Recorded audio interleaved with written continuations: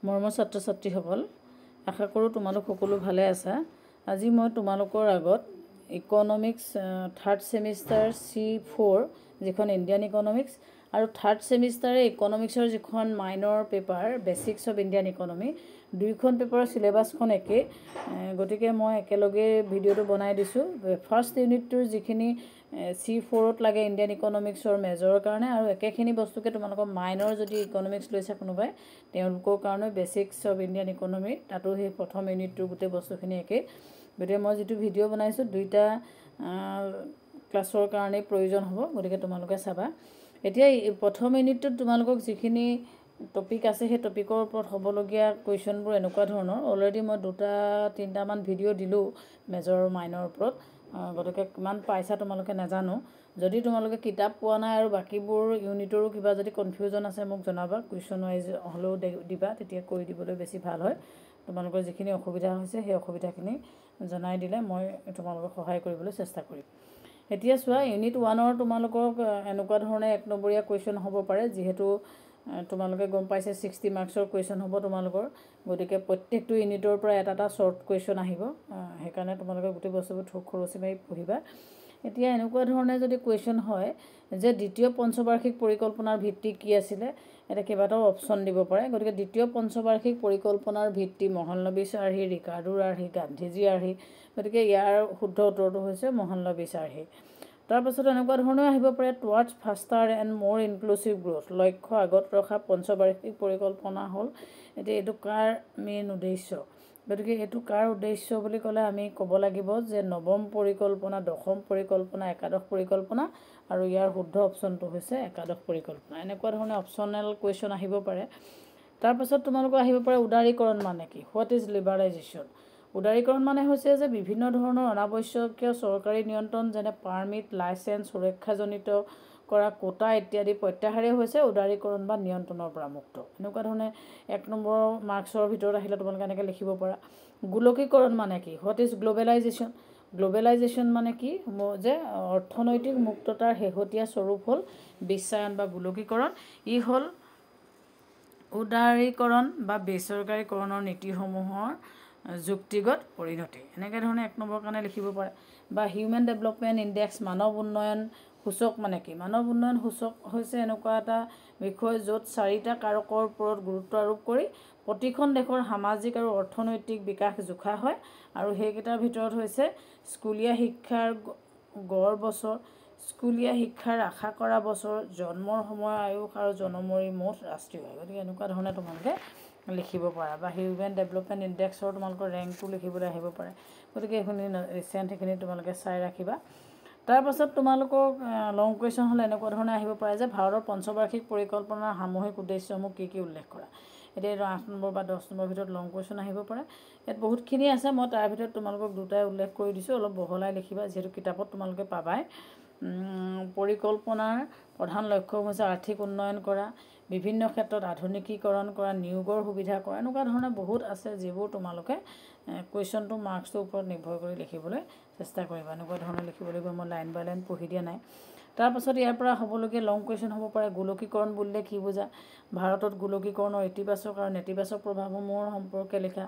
What do you mean by globalization, discuss about the positive and negative impact of globalisation.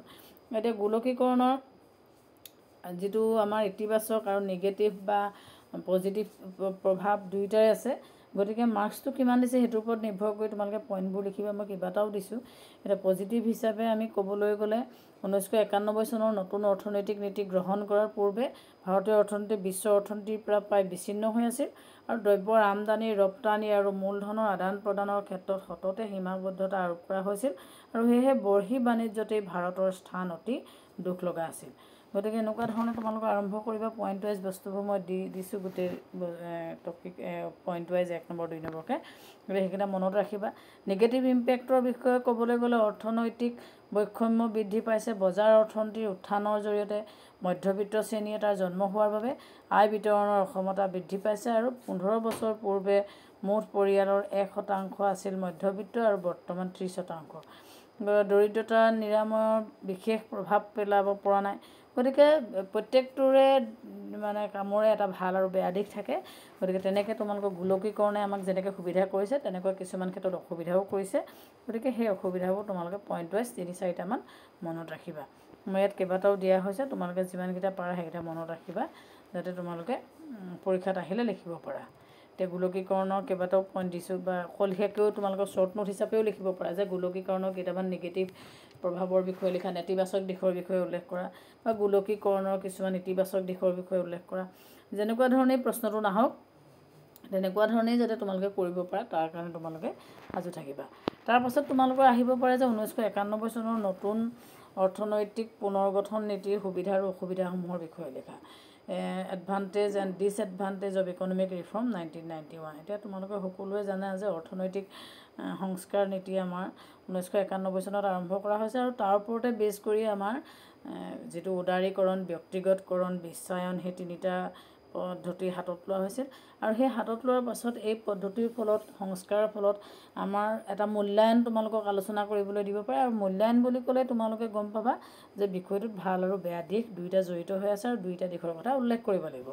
সেইকাৰণে ইয়াত দিছে যে ভাৰতৰ নতুন অৰ্থনৈতিক পুনৰ্গঠনৰ অভিজ্ঞতা প্ৰায় 2 শতকৰ। ভাৰতৰ অৰ্থনৈতিক পুনৰ্গঠনৰ কৰ্মপন্থা আছিল উদাৰকৰণ, বেচৰকাৰীকৰণ তথা বিশ্বমুখীকৰণ।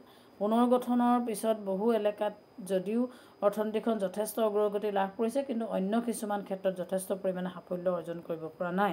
সেইবাবে পুনৰ্গঠনৰ সময়ছোৱাত অৰ্থনৈতিক অগ্ৰগতিৰ এটা মূল্যায়নৰ প্ৰয়োজন হয়। আৰু সেই হিচাপে আমি ক'বলৈ গ'লে ইয়াত অৰ্থনৈতিক উন্নয়ন হিচাপে কি কৰিব পাৰোঁ, অৰ্থনৈতিক পুনৰ্গঠনৰ জৰিয়তে ভাৰতৰ ৰাষ্ট্ৰীয় আয় বৃদ্ধি হৈছে।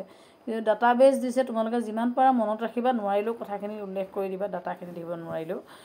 বৈদেশিক প্ৰভাৱত বিনিয়োগ আৰু গোলকীকৰণৰ সংহতি, বৈদেশিক মুদ্ৰাৰ পুঁজি বৃদ্ধি আৰু বিত্তীয় ঘাটিৰ হ্ৰাস, এনেকৈ ধৰণৰ পইণ্টবোৰ লিখিবা।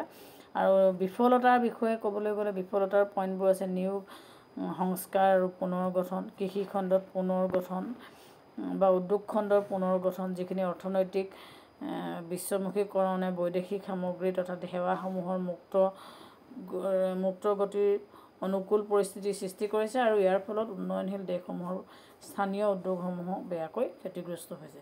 গতিকে এনেকুৱা ধৰণে কিছুমান তোমালোকৰ লং কুৱেশ্যন আহিব পাৰে। আৰু লং কুৱেশ্যনবোৰ আগতে 12 নম্বৰ মানৰ ভিতৰত আহিছিলে যদিও এতিয়া তোমালোকৰ খুব বেছি 10 বা 8ৰ ভিতৰতে আহিব, কিন্তু মাৰ্কছটো তোমালোকৰ কমাই দিছে। সেইকাৰণে তোমালোকে সেনেকৈ সিমান মাৰ্কছৰ ভিতৰত কেনেকৈ লিখিব লাগিব তেনেকৈ ৰেডি কৰিবা। গতিকে ফাৰ্ষ্ট ইউনিটটোত যিকেইটা টপিক আছে সেই টপিককেইটাৰ ভিতৰত হ'বলগীয়া কেইটামান কুৱেশ্যন এনচাৰ তোমালোকৰ মাজত দাঙি ধৰিলোঁ। ইয়াৰ উপৰিও যদি তোমালোকৰ কিবা টপিক বুজি নোপোৱা আছে বা এনেকুৱা ধৰণৰ কুৱেশ্যন কিবা কনফিউজন আছে, তোমালোকে মোক জনাবা, মই তোমালোকক সহায় কৰিবলৈ চেষ্টা কৰিম। গতিকে এই ইউনিটটো যিহেতু এই ইউনিটটো মানে তোমালোকৰ 2খন পেপাৰে, মেজৰ আৰু মাইনৰ, 3rd ছেমিষ্টাৰ 2খন পেপাৰ একেখনেই, নামটো অকণমান বেলেগ। এখন ইণ্ডিয়ান ইকনমি আৰু এখন হৈছে বেচিক্স অফ ইণ্ডিয়ান ইকনমি। গোটেই চিলেবাছখনেই একেই, গতিকে বস্তুখিনি তোমালোকে একেলগে পঢ়িব পাৰা। মই জনাত এতিয়ালৈকেতো ৰেডিমেড কিতাপ ওলোৱা নাই, যদি কিতাপ পাইছা বহুত ভাল কথা হৈছে, নহ'লেও তোমালোকে মিলাই পঢ়া। আৰু যিটো টপিকে তোমালোকৰ কনফিউজন থাকে মোক জনাবা, মই চেষ্টা কৰিম সহায় কৰিবলৈ। ধন্যবাদ।